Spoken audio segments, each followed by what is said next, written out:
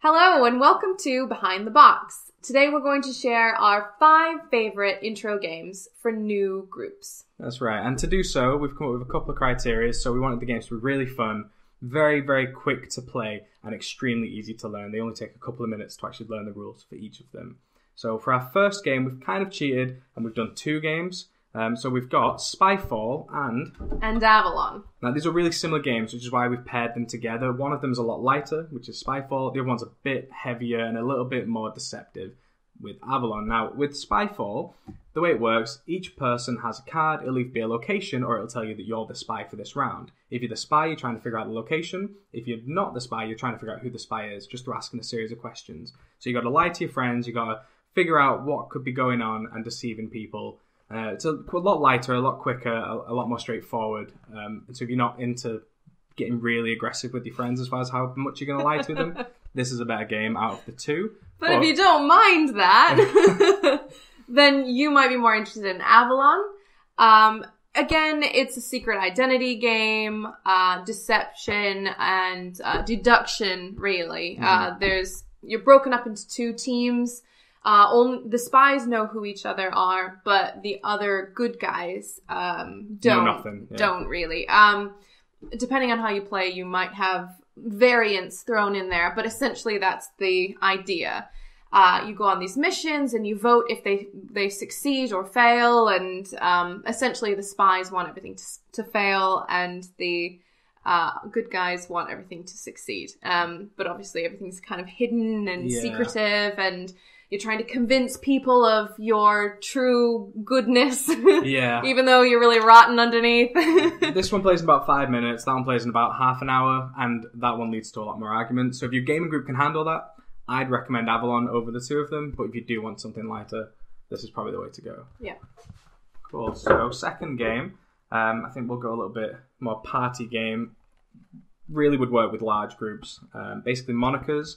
Similar to a game called Time's Up and also an old game called Celebrity. You have a deck of cards. Each card on it will have a name of a person or a thing. And you're basically in a couple of different teams trying to get your team to guess the card. So if it's David Hasselhoff, then you'll describe David Hasselhoff without saying his name. And then you move on to round 2. And in that round, you might have to describe David Hasselhoff, but in one word. Or a noise, or weird actions and charades and things like that. And the rounds just get progressively weirder and weirder, but the deck stays the same. So you'll learn to know what's in there.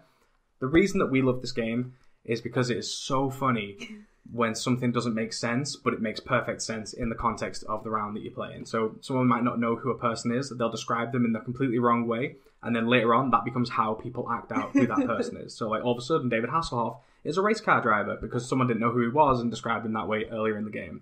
Very funny. We love it because it just makes everything just funny. That's the best way to. It's hilarious to play this game. So that's our number 2 there. Next we have Codenames, which is a favorite of mine.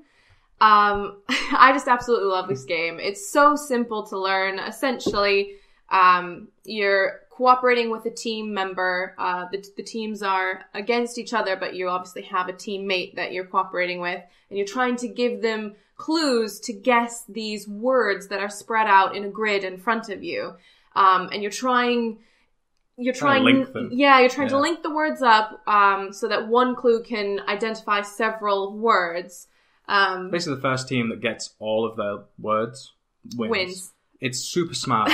It's not as funny, it's not as like exciting, but it's such a smart game. And again, it can scale up really well. You have 2 equal sized teams, and it promotes game. Creative thinking. It really gets your gears turning. It's very good. I think this would be on the top of most lists of this type. It's not necessarily our top, but it's a fantastic game. We can't deny. Yeah. You'll enjoy that one. Next, again, going back to a little bit of the sort of bluffy stuff, but now it's not so much as teams, you're on your own. Everyone will have a little stack of tiles, basically, with 3 roses, 1 skull.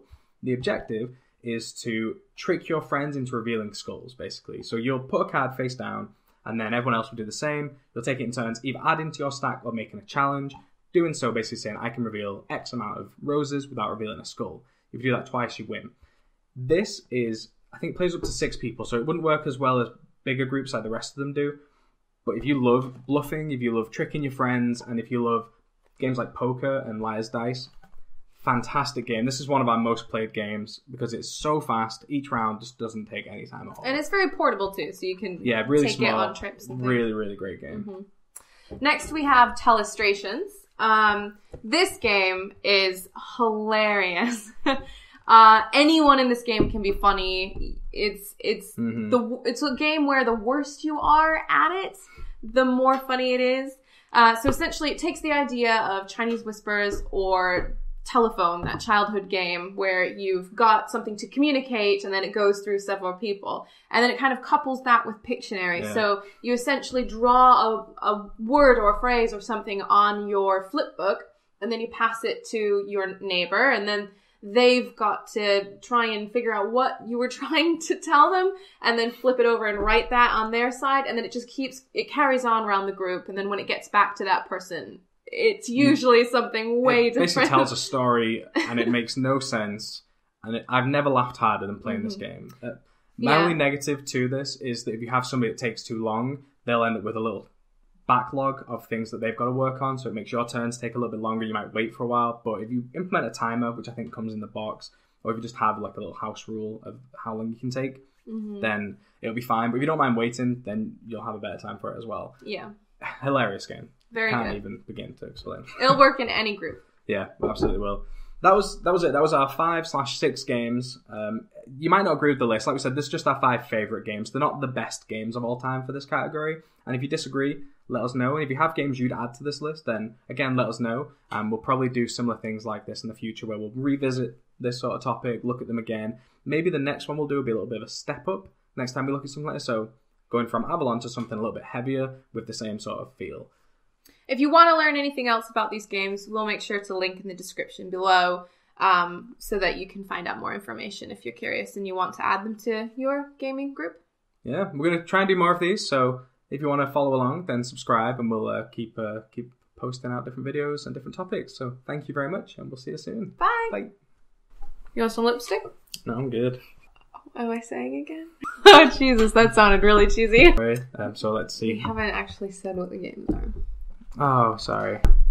Ooh. Yeah, I'm trying to avoid it. I keep doing it lightly. Do you want to do that again? Yeah, that sounded awful. I felt like you wanted to do that again. I am squeaking like crazy. You can get rid of it. No. I don't know. I'm changing it up. I don't know what I'm doing. How much editing are we looking to do? I have no idea. I don't know what's going on. I know that we have a half an hour, so we got to get working on this. Okay.